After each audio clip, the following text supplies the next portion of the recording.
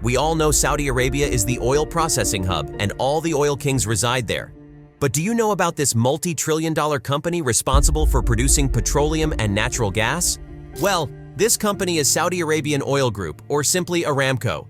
They're the second biggest company of all time in terms of revenue, but behind the scenes, there are a lot of dark moments, controversies, and struggles involved.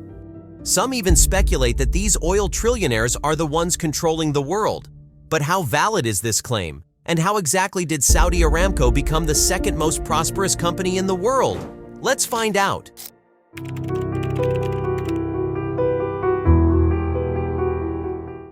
Firstly, what exactly is Saudi Aramco? It is the world's largest energy company that provides petroleum and natural gas. Based in Dhahran, Saudi, it is one of the biggest companies and has achieved crazy annual profits in global corporate history.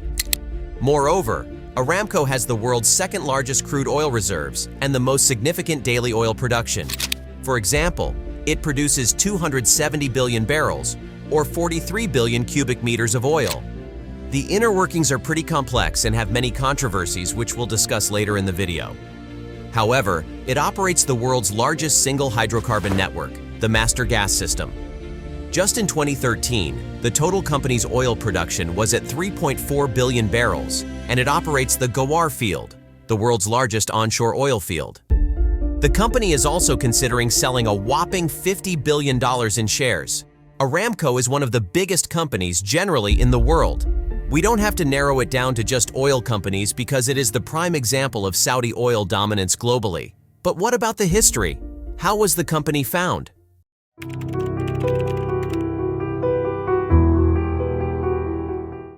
It started in the World War I era when oil shortages happened. The Standard Oil Company of California founded the company in 1933 after the Saudi government granted it a concession.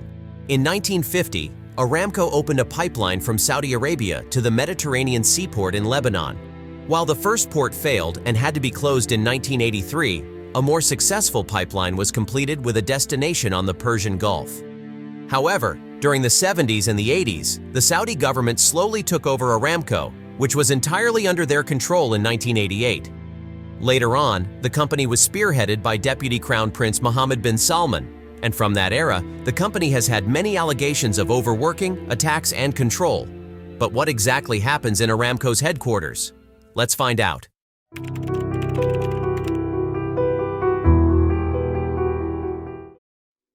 So how does Aramco work from the inside? Right now, Aramco is getting a lot of backlash from all over the globe to go green and use less energy to save the climate.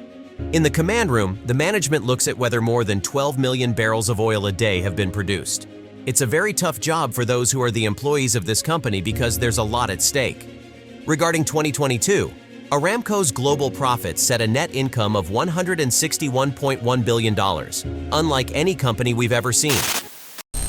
Saudi Arabia's state-owned oil giant Aramco has announced a record profit of $161.1 billion for 2022, helped by soaring energy prices and bigger volumes. Emily Brown reports. And when we compare it to a company like Microsoft, which made around $135.6 billion, Aramco overshines even the biggest tech companies. And while the company is one of the biggest polluters, it is also actively trying to optimize its plants in a way where they produce less toxin. The company is now resorting to hydrogen to reduce the environmental effects, but that is still insufficient to save it from the controversies surrounding it. However, the hydrogen technology used in Aramco is key to decarbonizing various sectors of their organization, like heavy-duty transport, because even the Saudi government is concerned about the environment's well-being. The main reason why they use hydrogen is because it is the best environmental solution at a low cost, with minimum pollution exerted. But even if they start running their trucks on hydrogen engines, the conventional energy investments are still vital to producing the most oil they can, which is why the company goes through so much controversy. So let's talk about what the company is under fire for and why most people from all over the globe are protesting against Aramco.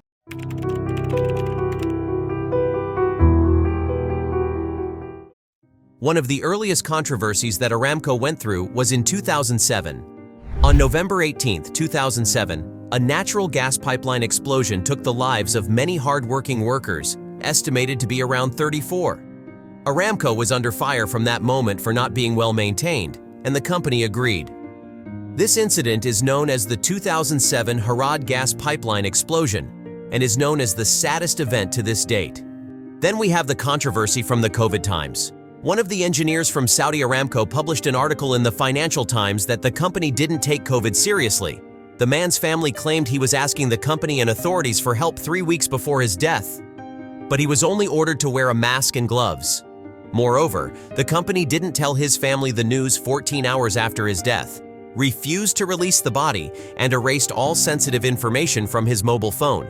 This sparked many controversies, but the family only received $400,000 in benefits. In that same article, 5 others spoke against the Saudi company and said they have a history of bullying and mismanagement. All these concerns looked bad for Aramco, and everyone started thinking of the company as exploiting workers for their personal benefits. Regarding workers' poor treatment, Aramco is known for not treating humans like humans. In March 2020, the company came under fire after some photos of migrant workers dressed as a large hand sanitizer went viral on social media. It portrayed the company's image as modern-day slavery, dehumanizing and humiliating. Today, many people think the company doesn't treat its workers, especially migrants, like humans. But here's another exciting controversy that might shock you the most. While Saudi families are powerful, Aramco has so much power that, according to some sources, the company forced wealthy Saudi families to join the Aramco IPO. At this point, the company quickly reached around $1.5 trillion, while the Saudis were looking for the $2 trillion mark. These sources were told to the Financial Times, and while we don't know how serious they are, we can speculate that Aramco's rise has some of the most prominent investors behind it. And if you think things get darker here, wait for more, because Saudi Aramco's majority shareholder is the government of Saudi itself, where human rights are a matter of concern. We've already seen Saudi Arabia avoiding the United Nations vote to adopt the Universal Declaration of Human Rights, and this isn't the best image that the company has. The Saudi government has been accused of overworking people and using torture to oppress critics, women, and other social groups. Amongst all these controversies, Saudi Aramco has funded over 500 studies in the last 5 years to fix their energy issues, and even collaborated with the U.S. Department of Energy on projects to boost oil production while minimizing environmental effects. Saudi has spent around $140 million on lobbying to influence public opinion and policies in the U.S. While Europe seeks to eliminate all combustion cars in the upcoming decades, Saudi Aramco is trying to make gasoline cars more competitive.